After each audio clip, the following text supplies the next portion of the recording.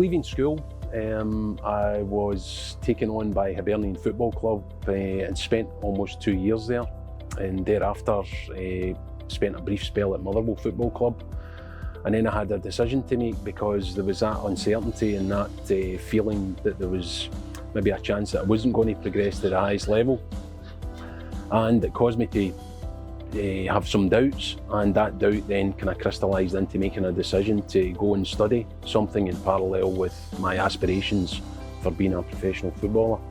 So that parallel activity was contained in going to Glasgow Caledonian, Glasgow College of Technology at the time, and studying civil engineering, and in parallel playing for Clyde Football Club.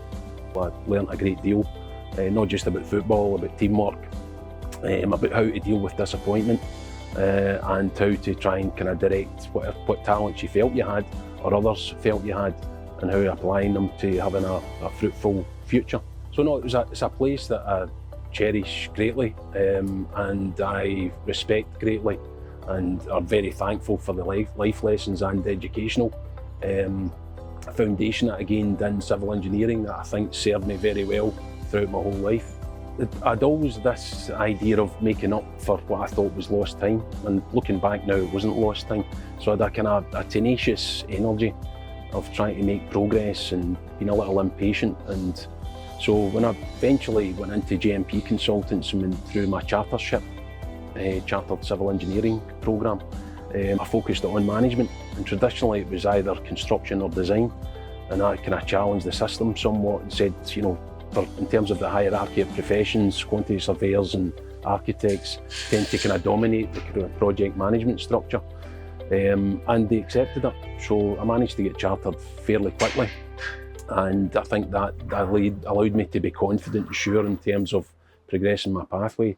Worked for JMP briefly and then set up my own in 1993, and you know, the rest is kind of full of wonderful projects, challenging projects, and delivery of successful projects. It's always been a dynamic where you move on to the next project, and it's a bit like the cycle of football games. You know, you have your game and then you focus on the next game.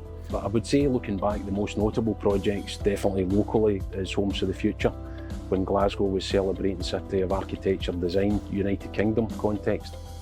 And you know, that was a remarkable project where, you know, I applied a huge amount of my own energy and talents into getting planning permission within 6 weeks and constructing, you know, a project that's was an exemplary Homes to the Future project at the time, and we got planning in 6 weeks and constructed it with 5 developers, 7 architects and 10 different buildings in 12 months. As Art Design, which we're filming from today, that was a semi-derelict building with no roof, so you just simplistically look to see, right, what needs done to make it a stronger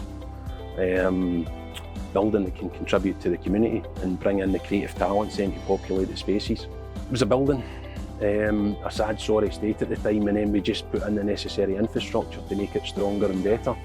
And then the people that come in front end, a lot of creative talent was in there. These people really contributed and immersed themselves in terms of the early stage progress. We see it as a place evolving, but staying true to its kind of gritty, market-based origins. And you just simply do that: infrastructure, the systems and the people. And if you focus on 3 things simultaneously, incrementally making progress, you create what BAD is today. It's a wonderful kind of multi-used venue. So it's about human joy. That's in summing it up, it's about bringing people together and enjoying the various spaces. In simplistic terms, you look at creating the conditions. That's the one thing I've learned, is you basically create the best possible conditions for projects to flourish, but also people to flourish.